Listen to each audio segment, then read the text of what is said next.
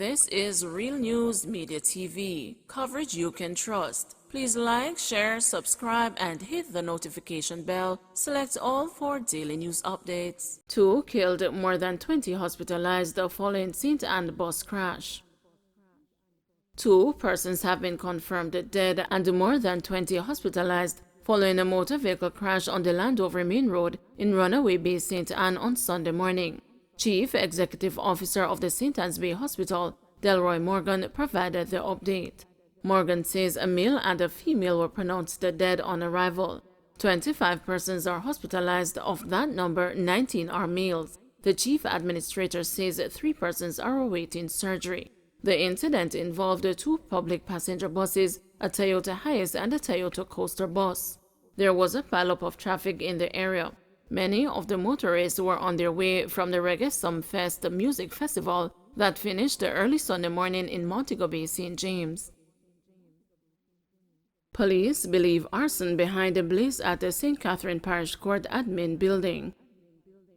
The police suspect that a second fire in less than 2 months at the administrative building of the St. Catherine Parish Court in Spanish Town may have been a case of arson. Dozens of files have reportedly been damaged. A police investigator said the area was now a crime scene but declined to give further details. A spokesperson at the Spanish Town Fire Station said the blaze was being extinguished sometime after 9 o'clock Sunday morning. The officials said the station was alerted about 7:34 a.m. on Sunday after fire was observed coming from the court building where records are kept. It is unclear what started the fire on the building that forms a part of the historic Emancipation Square where the St. Catherine Municipal Corporation headquarters is also located. The fire officials said investigations have started. On June 14, a blaze was confined to the roof, which is yet to be repaired. The cause remains unknown. That fire came amid mayhem that day throughout the older capital that prompted the imposition of a brief state of public emergency. Law to put duty on motorists to give updated contact info for tickets. The road traffic law has been revised to require motorists to ensure their contact information is up to date to prevent excuses that they did not get a ticket issued to them because it had a wrong address. Currently, motorists have no legal duty to give information. Failing to give correct details will not be made an offense. But Foreign Affairs and Foreign Trade Minister Senator Kamina Johnson-Smith, who piloted 2 amendments to the 2018 Road Traffic Act in the Senate on Friday, said the change was needed to plunge loopholes. The changes were approved. The new provision in Section 115 of the Act states that, for the purpose of the delivery of notices, under the Act, every owner and the driver of a motor vehicle has a duty to provide to the authority updated contact information whenever such information changes. Johnson-Smith told the Upper House that during the bill's review, the amendment was recognized as being necessary to prevent the issue of the police being unable to contact motorists to issue them with tickets for traffic offenses.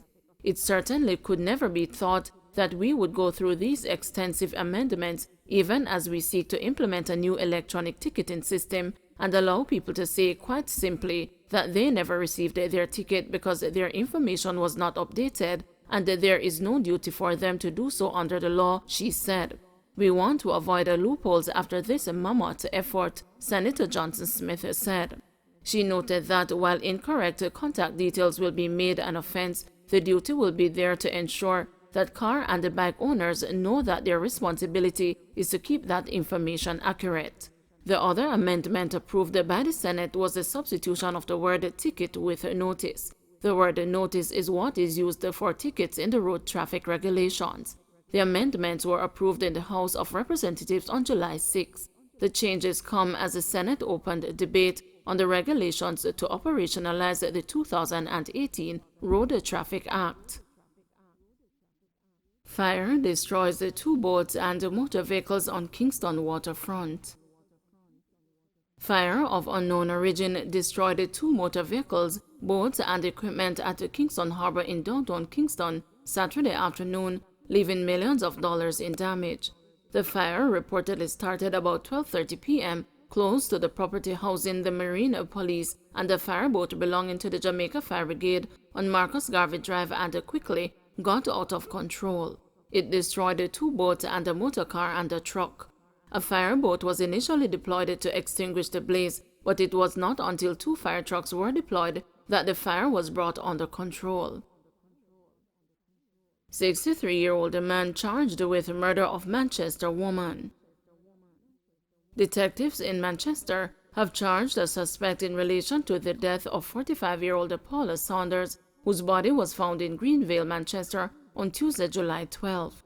Charged with murder is 63-year-old Robin Morris, otherwise called Zaza, a construction worker of Greenvale. Morris was held by the police on Friday, July 15. He reportedly confessed and was formally interviewed in the presence of his attorney on Friday, July 22, after which he was charged. His court date is being finalized. Saunders' body was found by residents about 8:50 a.m. Detectives who processed the crime scene revealed that at the time the hands and feet were bound and that the body was covered with logs. Police find a firearm and ammo under bed in Kingston 11. An illegal shotgun and 4 12-gauge cartridges were seized at Balmaggie Avenue, Kingston 11 on Saturday, July 23. Reports are that about 10:30 a.m., a police team from the St. Andrews South Division conducted an operation at the premises. During a search, the weapon and the ammunition were found hidden under a bed. No one was arrested in connection with the find. However, investigations are ongoing, the police said. Needs cards to include a verification feature for JPs. The National Identification System card will include a feature to verify justices of the peace. This will be denoted on the back of the card, which will save the government some $7.2 million on not having to print separate IDs for the JPs. Justice Minister Delroy Chuck made the disclosure while speaking at the commissioning ceremony for 40 new JPs in St. Thomas at the Yallahs Baptist Church on Thursday, July 21.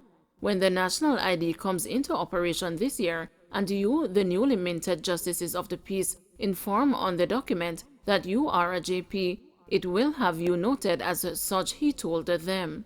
The card's design was unveiled by Prime Minister Andrew Holness during the House of Representatives sitting on May 24. It is Jamaica's first national identification card and a key delivery of the NIDS project intended to provide a safe, convenient, and reliable means of proving an individual's identity. Chuck reminded the new JPs that the card's implementation would result in adjustments to some of their services. There won't be a need for you to identify pensioners who are still alive because the national ID will be able to show that, and therefore that bit of work will not be necessary, he informed. Even signing passport pictures and the documents may not be necessary because the national ID will definitely be a unique identification for the person and it will be accepted by all public institutions as an appropriate ID, Chuck added. Justices of the Peace offer several other services. They include attending children's and drug courts, considering bail applications, attending police stations, serving as justices in courts of petty sessions, sitting on licensing panels, and offering counsel and advice. Businessman shot dead at his gate in St. Andrew.